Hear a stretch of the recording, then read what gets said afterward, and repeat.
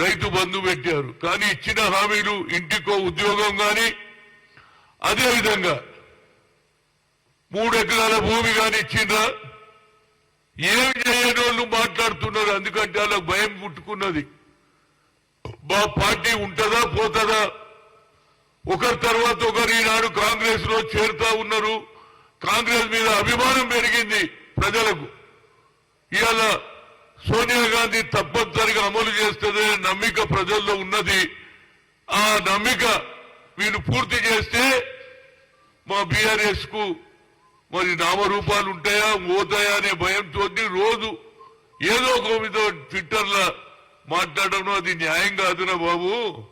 మేము తప్పనిసరిగా అమలు చేస్తాం. అమలు చేయనప్పుడు మాట్లాడితే I can understand. Already bus పెట్టేసిండ్రు. ఏది ఇవాళ బస్సులలో ఫ్రీ అన్నం ఇచ్చేసినాం. అదేవిధంగా మహిళలకు సాయం చేయాలని గతంలో రాహుల్ గాంధీ గారు 73-74 అమెండ్మెంట్ తెచ్చి పంచాయతీరాజ్ నగరపాలికలలో బిల్లు తెచ్చారు.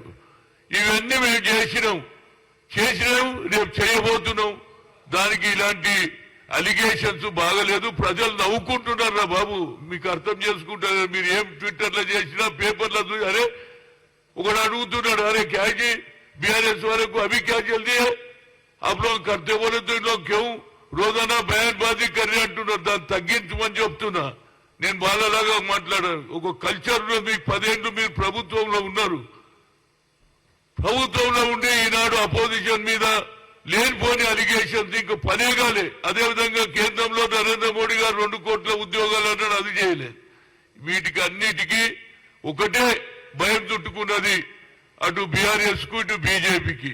ఎట్టి పరిస్థితులలో కాంగ్రెస్ పార్టీ ఇచ్చిన మాట నిలబెట్టుకుంటది. సోనియా గాంధీ భయంతో ఈ అలిగేషన్స్, ఈ 420 అని ఇంకో 440 అని ఏదేదో చెప్తున్నారు ఆ ట్విట్టర్ లో. ఇది మంచి పద్ధతి కాదనేది నా ఉద్దేశం. ఒక సీనియర్ నాయకుడుగా ప్రజలు ఈనాడు నమ్మికతో ఆనాడు ఏది 28 కాంగ్రెస్ ఫౌండేషన్ లో డిక్లేర్ చేశాము. ఇంకా 6వ తేదీ దానికి టైం ఉన్నది. ఏది వైట్ కార్డు అదేవిధంగా ఆధార్ కార్డుతో వచ్చినటువంటి వాళ్లకు అన్ని అందించడానికి ప్రయత్నం చేస్తుంటే మీరు ఈ అలిగేషన్స్ మానుకోండి. తప్పనిసరిగా మేము అమలు చేస్తాం. మరొకసారి చెప్తున్నా, ఇలాంటి అలిగేషన్ల ప్రజల్లో పస లేదు. మీరు ఏమన్నా చేసి అడుగుతాయి. ఇప్పటిదానికి ఎవరికి ఇచ్చిండ్రా బాబు? 3 ఎకరాలు ఇచ్చిండ్రా? అదేవిధంగా ఇంటికో ఉద్యోగం ఇచ్చిండ్రా? అది దాని గురించి అదే ప్రజలు బుద్ధి చెప్పినా ఇంకా మీకు బుద్ధి రాలేదనేది నా ఉద్దేశం. ఏదైనా ఇవాళ నేను పేపర్లో చూసినా ఏది రేవంత్ రెడ్డి గారు సోనియా గాంధీ గారికి చెప్పడం, ఆమె ఖమ్మం నుంచి వస్తే దానికంటే అదృష్టం ఏముందిరా బాబు? నేను అనుకున్నా పోటీ చేయాలని. ఆ అమ్మనే వచ్చిన తర్వాత ప్రతి మండలం ఆమె నిలబడటానికి వస్తాంటే అందరికంటే ముందు నేను ముందుండి అన్ని నియోజకవర్గాలలో తిరుగుతా. ఎందుకంటే నేను మొదలే ఆలోచన చేసి నుండి ఆనాడు ఖమ్మంలో రాహుల్ గాంధీ గారు, రాజీవ్ గాంధీ గారు 2 సార్లు వచ్చాడు. ఆనాడు ఎన్టీ రామారావు ముఖ్యమంత్రి, వెంకటరావు పిసిసి ప్రెసిడెంట్. ఫ్లడ్స్ వచ్చినప్పుడు వచ్చాడు. ఇంటీరియర్ విలేజెస్ లో, ట్రైబల్ విలేజ్ లో పోయాడు. ఆ అమ్మ వస్తే ఇంతకంటే సంతోషం ఏమిందిరా బాబు నాకు? ఇంటింటికి తిరుగుతా హైయెస్ట్ మెజార్టీతో సామాజిక న్యాయం చేసే తల్లి వస్తున్నది. ఇందాక నాడు కొత్తగూడెంలో మొదలు పెట్టారు తెలంగాణ ఉద్యమం. మా బతుకు తెరువుకు అన్యాయం జరుగుతుంది, అక్కడికే వస్తుందంటే అంతకంటే అదృష్టం ఏముందిరా బాబు? సామాజిక న్యాయం వస్తుంది, బడుగు బలైన వర్గాలకు న్యాయం అవుతుంది. ఆమె వచ్చి ఇక్కడ పోటీ చేస్తే అన్ని నియోజకవర్గాలు, తెలంగాణలో ఉన్నటువంటి 17 నియోజకవర్గాలలో ఆమె ప్రభావం ఉంటుంది. నేను తప్పనిసరిగా ఆమెను ఇంటింటికి తిరిగి ఆమెను గెలిపించడానికి సాయశక్తుల గతంలో నాకున్నటువంటి ఇందిరాగాంధీ పరిచయం కానీ, రాజీవ్ గాంధీ, ఇవాళ సాక్షాత్తు సోనియా గాంధీ గారు రాజీవ్ గాంధీ గారి సతీమణిగా ఇందిరాగాంధీ కోడలుగా వస్తుంటే నేను తప్పనిసరిగా స్వాగతించడం కాదు, రేపు 21 తారీఖు తర్వాత నా Rajiv Gandhi international cricket tournament 21కి అయిపోతుంది. 25 నుంచి ప్రతి నియోజకవర్గంలో తిరుగుతా.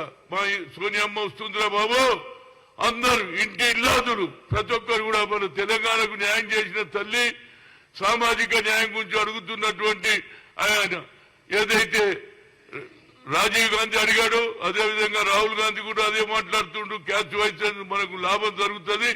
ఇలాంటి ఆలోచన నిజంగా కూడా రేవంత్ రెడ్డి గారు తీసుకున్న ఆలోచన మేమందరం సపోర్ట్ చేస్తున్నాం. ఆమె నిలబడతాంటే అంతకంటే అదృష్టం ఏమున్నదిరా బాబు. మేమందరం సంతోషంగా ఆమెకు స్వాగతిస్తాం. హయ్యెస్ట్ మెజార్టీతో గెలిపించడానికి శాయశక్తుల ఒక కాంగ్రెస్ అభిమానిగా, సోనియా ఇందిరాగాంధీ కుటుంబానికి అభిమానిగా గ్రామాలలో కూడా తిరిగి ప్రచారం చేస్తూ అప్పుడే ఖమ్మం జిల్లాలో పెద్ద ఎత్తున ఆనాడు 4-5 ఏళ్ల క్రితం మల్లికార్జున్ ఖర్గేని పిలిపించే రాజీవ్ గాంధీ స్టాచ్యూని ఇనాగ్రేషన్ చేశాను. కనుక తప్పనిసరిగా ఆమె వస్తే మేము స్వాగతిస్తామని మీ ద్వారా చెప్తున్నాం. తప్పనిసరిగా హయ్యెస్ట్ మెజార్టీతో గెలిపించి అన్ని ఏది పార్లమెంట్ సెగ్మెంట్ లో గెలవడానికి సోనియా గాంధీ ఎఫెక్ట్ తప్పనుకుంటుంది. దానివల్ల వచ్చే పార్లమెంటు ఎన్నికల్లో 2024లో రాహుల్ గాంధీని ప్రధానమంత్రి ఇండియా కూటమిని గెలిపించడానికి శాయశక్తుల కృషి చేస్తాం. తప్పనిసరిగా ఈసారి రాహుల్ గాంధీ ప్రధానమంత్రి అవుతాడనేది నా గట్టి నమ్ముకున్నది. ఎందుకంటే ఆయన తిరిగినటువంటి కన్యాకుమారి నుంచి కశ్మీర్ దాకా ప్రజలలో అభిమానం వచ్చింది, బడుగు బలహీన వర్గాలలో వచ్చింది, నిరుద్యోగ యువకులలో వచ్చింది, అదేవిధంగా రైతులలో వచ్చింది. కనుక ఆయన మీద అభిమానం ఇక్కడే కాదు అన్ని రాష్ట్రాలలో మెజార్టీ రావాలి. ఆయన దేశానికి ప్రధానమంత్రి కావాలి. Thank you.